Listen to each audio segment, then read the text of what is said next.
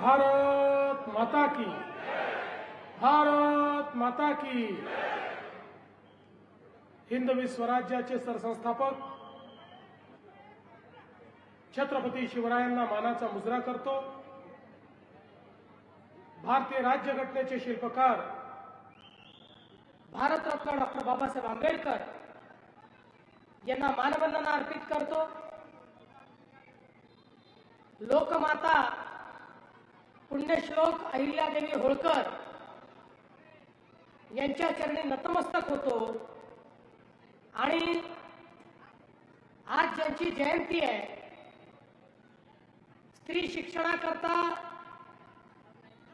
ज्यांनी संघर्ष केला आणि खऱ्या अर्थानं रूढीवादी परंपरेतून स्त्रियांना मुक्ती मिळवून दिली, त्या क्रांतीज्योती ज्ञानज्योती सावित्रीबाई फुले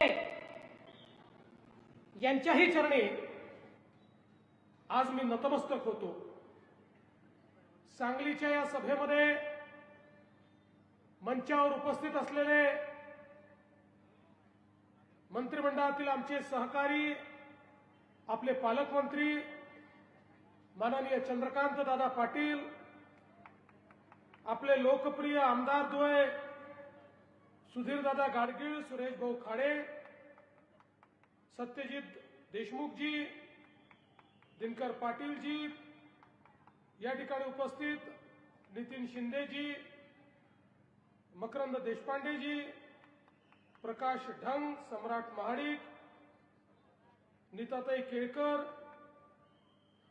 भगवानराव सूर्यवंशी, भगवानराव साळुंके,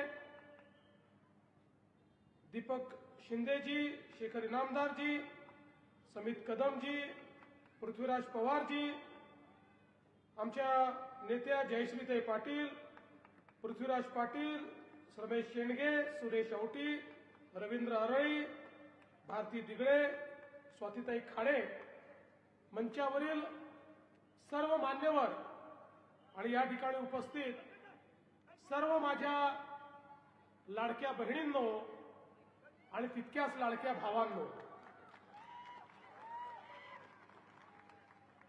आज खऱ्या अर्थानं क्रांतीज्योती सावित्रीबाई फुले यांची जयंती आहे आणि या जयंतीच्या दिवशी महानगरपालिकेच्या प्रचाराचा शुभारंभ मी सांगलीमधनं करतो आहे, याचा मला अतिशय आनंद आहे। एकदा सांगलीमध्ये देशाचे प्रधानमंत्री माननीय मोदीजी आले होते आणि त्यांनी सांगितलं होतं, सांगली सर्वात चांगली, आणि म्हणून मी ठरवलं की महायुतीच्या प्रचाराचा शुभारंभ तर संध्याकाळी आहे मुंबईमध्ये, पण भारतीय जनता पक्षाच्या प्रचाराचा शुभारंभ कुठून करायचा? तर या ठिकाणी आपण निर्णय केला की सांगलीपासून सुरुवात करायची आणि मला अतिशय आनंद आहे की आज आपल्या सर्वांमध्ये मी या ठिकाणी उपस्थित आहे। मागील वेळेसही मी सांगलीमध्ये आलो होतो, महानगरपालिकेच्या निमित्ताने काही आश्वासनं देखील दिली होती, आपल्या सर्वांना विनंती केली होती की अनेक वर्ष अनेक लोकांच्या हाती तुम्ही महानगरपालिका दिली, एकदा आमच्या हाती तुम्ही देऊन बघा, आम्ही निश्चितपणे विकास करून दाखवू आणि आपल्या सगळ्यांच्या आशीर्वादाने त्यावेळी महानगरपालिकेची सूत्र ही भारतीय जनता पक्षाच्या हातामध्ये आली आणि मला सांगताना आनंद वाटतो की जी जी आश्वासनं आपण दिली होती ती आश्वासन पूर्ण करण्याचा प्रयत्न हा निश्चितपणे आपण केलाय।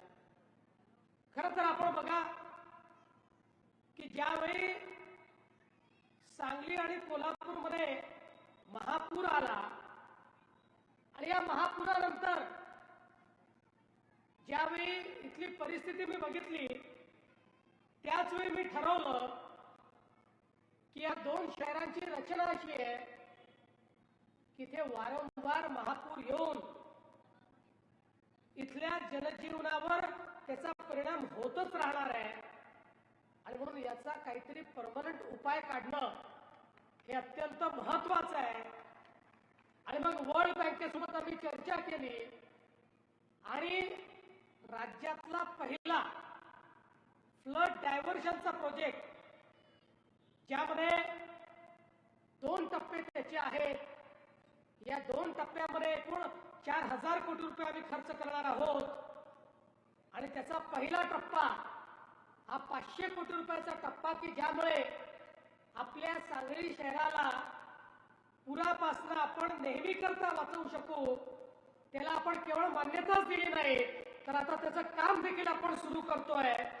591 कोटी रुपये याकरता आपण उपलब्ध करून दिले आहेत आणि पुढच्या काळामध्ये हे सगळं पुराचं पाणी हे आम्ही जे वाहून जाणारं पाणी आहे हे सगळं शहरामध्ये न येता ते पश्चिम महाराष्ट्र आणि मराठवाड्यातल्या दुष्काळी भागामध्ये वळवण्याचं काम आम्ही करतो.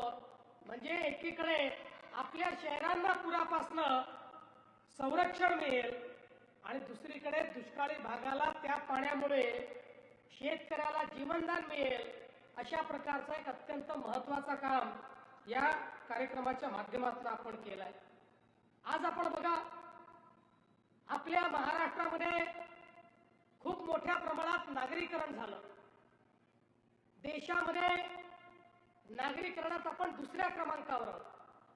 आज महाराष्ट्राची 50% लोकसंख्या ही शहरामध्ये राहते. 6 कोटी लोक 40,000 गावात राहतात आणि 6 कोटी लोक 400 शहरात राहतात आणि त्याही 6 कोटी लोकांपैकी 450 कोटी लोक हे सांगली सारख्या 29 शहरांमध्ये त्या ठिकाणी राहतात आणि त्यामुळे खऱ्या अर्थानं आपण जर बघितलं तर आपल्या शहरांमध्ये राहणाऱ्यांच्या जीवनामध्ये सकारात्मक परिवर्तन घडवणं हा आपला या ठिकाणी प्रयत्न आहे. आणि आपण जर आपल्या देशाची वाटचाल बघितली तर जवळजवळ 70 वर्ष आपल्या देशामध्ये आपण एकच भूमिका मांडायचो. ती भूमिका चूक नव्हती, ती खरी होती. भूमिका आपली होती भारत हा गावामध्ये राहतो, गावाचा विकास म्हणजे देशाचा विकास. पण ही भूमिका मांडता मांडता आपण हे विसरलो की भारतामध्ये शहरं देखील आहेत, शहरातील लोक राहतात, त्यांच्याही मूलभूत सोयी केल्या पाहिजेत. अन्न वस्त्र निवारा शिक्षण आरोग्य रोजगार याकरता गावातनं लोक शहरात येत आहेत. शहराच्या गरजा वाढतायत. शहरामध्ये लोक आले की त्यांना राहायला जागा मिळत नाही, मग अतिक्रमण होतात, झोपडपट्ट्या तयार होतात. ज्याला बिचाराला जिथे जागा मिळेल तो तिथे बसतो. पिण्याच्या पाण्याचे प्रश्न निर्माण होतात, घनकचऱ्याच्या व्यवस्थापनाचे प्रश्न निर्माण होतात, पर्यावरणाचे प्रश्न निर्माण होतात. आणि म्हणून जवळजवळ 7 दशकं 70 वर्ष आम्ही शहरांकरता काहीच केलं नाही. पण या देशामध्ये माननीय नरेंद्र मोदीजींचं सरकार आल्यानंतर मोदीजींनी सांगितलं शहरीकरणाला अभिशाप समजू नका, शहरीकरणाला संधी समजा. शहरीकरण थांबणार नाहीये. या ठिकाणी शिक्षण आणि आरोग्याच्या सोयी, रोजगाराच्या सोयी या शहरांमध्ये आहेत. त्यामुळे गावाकडनं लोक शहरात येतील. शहरांमध्ये व्यवस्था उभ्या करा. येणाऱ्या लोकांकरता, गरिबांकरता, मध्यमवर्गीयांकरता त्या ठिकाणी सुखसोयी तयार करा. आणि म्हणून या देशामध्ये मोदीजींनी सांगितलं देशाचा 65% GDP हा शहरामध्ये तयार होतो. वस्तू सेवांची निर्मिती, रोजगाराची निर्मिती ही शहरामध्ये तयार होते. आणि म्हणून आपण शहरातल्या गरिबांना आणि मध्यमवर्गीयांना जर त्यांचं जीवनमान उंचावेल अशा प्रकारच्या व्यवस्था उभ्या केल्या तर आपली शहरं हीच पुढच्या काळामध्ये विकासाची केंद्र बनतील. आणि म्हणून पहिल्यांदा माननीय मोदीजींनी देशामध्ये शहराच्या विकासाकरता योजना उभ्या केल्या. मग त्या ठिकाणी खऱ्या अर्थानं स्मार्ट सिटीची योजना असेल, अमृत शहरांची योजना असेल, प्रधानमंत्री आवास योजना शहरी असेल, स्वच्छ भारत योजना शहरी असेल, अशा वेगवेगळ्या योजनांच्या माध्यमातून मोदीजींनी मोठ्या प्रमाणात शहरांना पैसे देणं सुरू केलं. लाखो कोटी रुपये आता शहरांकरता या ठिकाणी उपलब्ध व्हायला लागले. एकट्या महाराष्ट्राचा विचार केला तर जवळजवळ 30-35 हजार कोटी रुपये हे मोदीजींनी आपल्या महाराष्ट्राकरता, मग पिण्याच्या पाण्याच्या योजना असो, शहरामध्ये भुयारी गटाराच्या योजना असो, शहरामधलं घनकचऱ्याचं व्यवस्थापन असो, शहरातल्या गरिबाला घर देण्याचा विषय असो, या सगळ्या गोष्टींकरता आपल्याला उपलब्ध करून दिल्या आणि महाराष्ट्रातली शहरं ही बदलायला लागली. आज आपण बघा, पिण्याच्या पाण्याच्या इतक्या समस्या शहरांमध्ये निर्माण झाल्या, पण गेल्या 10 वर्षांमध्ये अनेक शहरांना आपण त्या ठिकाणी पिण्याच्या पाण्याच्या योजना दिल्या आणि आता तर आपल्या शहराची देखील जी काही वाढती गरज आहे, ही गरज लक्षात घेऊन त्या ठिकाणी वारणा उद्भव योजना आपण तयार केली आहे. जवळपास 454 कोटी रुपये या योजनेला लागणार आहेत. आता योजना आमच्याकडे मान्यतेला येते आहे. काळजी करू नका.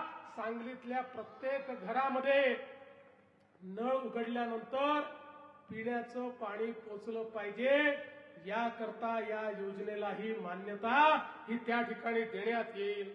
एवढंच नाही तर आता महानगरपालिकेची इमारत देखील इतकी जुनी झाली आहे की या इमारतीमध्ये खऱ्या अर्थानं एक आधुनिक शहर कसं तयार करायचं हा प्रश्न आहे.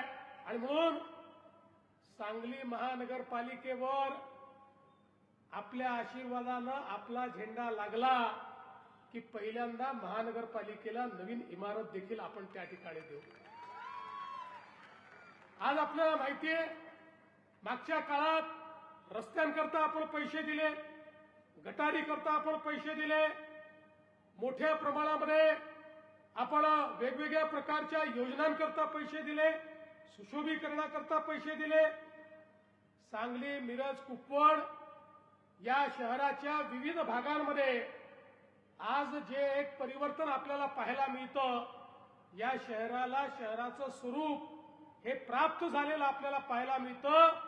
या सगळ्याच्या पाठीमागे मागच्या काळामध्ये आपल्या शहराने दिलेले पैसे आहेत. आणि म्हणून मगाशी आमदार साहेब, दोन्ही आमदार असं म्हणत होते की मागच्या वेळी तुम्ही सांगितलं आणि पैसे दिले, आता देखील तुम्ही घोषणा करा. मी घोषणा एवढीच करण्याकरता आलो आहे, तुम्ही महानगरपालिका निवडून आणा, तुम्हाला कुठल्याच कामामध्ये पैशाची कमतरता राहणार नाही. हे शहर आपल्याला आधुनिक शहर तयार करायचं आहे. या शहरामध्ये मूलभूत सोयी ज्या आहेत, आपल्या इथलं संपूर्ण सांडपाणी हे नदी नाल्यामध्ये न जाता त्या ठिकाणी खऱ्या अर्थानं प्रक्रिया होऊन ते जे पाणी आहे त्याच्या एसटीपीच्या माध्यमातून त्या पाण्यामधलं त्यातली विष्ठा दूर करून आणि त्यातलं शुद्ध झालेलं पाणी हेच आपल्या नदी नाल्यांमध्ये आणि विहिरींमध्ये गेलं पाहिजे. या दृष्टीनं आपल्याला पुढच्या काळात कारवाई करायची आहे.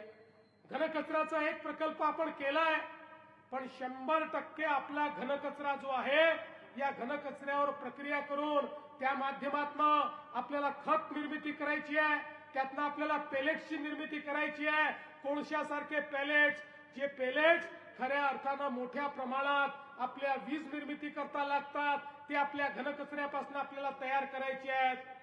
सांगली शहर हे स्वच्छ शहर असलं पाहिजे, या दृष्टीनं आपल्याला मोठ्या प्रमाणात काम करायचं आहे.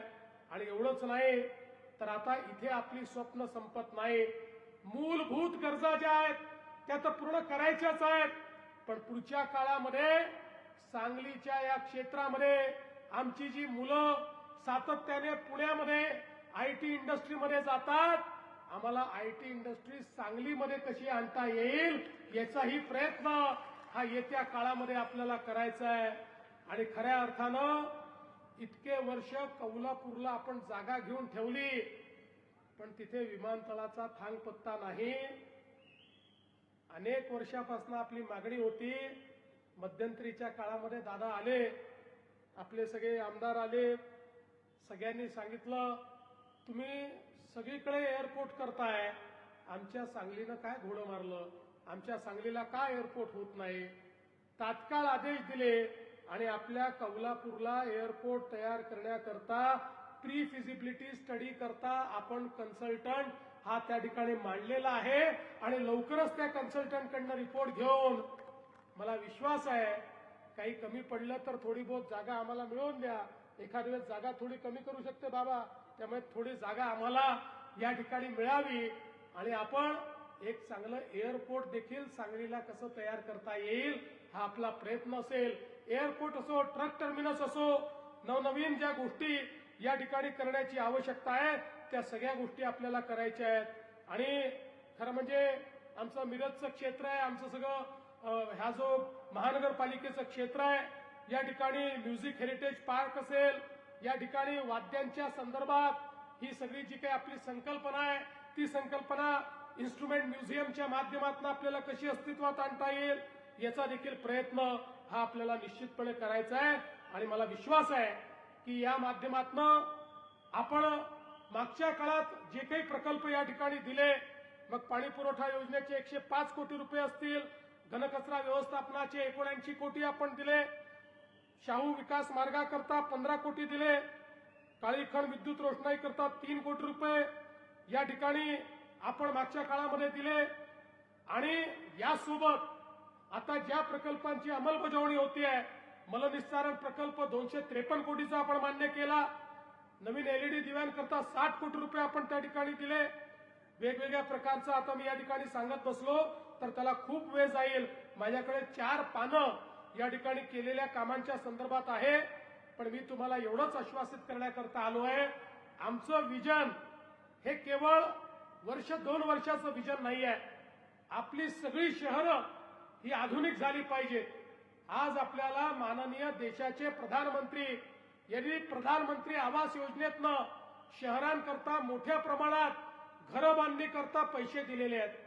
पण आमच्या असं लक्षात आलं की शहरामध्ये घर बांधणी करण्याकरता ज्यावेळेस आपण पैसा देऊ इच्छितो त्या विशेषतः झोपडपट्टी असेल, अतिक्रमित भाग असेल, या भागामध्ये लोकांजवळ मालकी हक्काचे पट्टे नाही आहेत आणि ते पट्टे नसल्यामुळे मोदीजींनी दिलेले पैसे त्यांना आम्हाला देता येत नाही.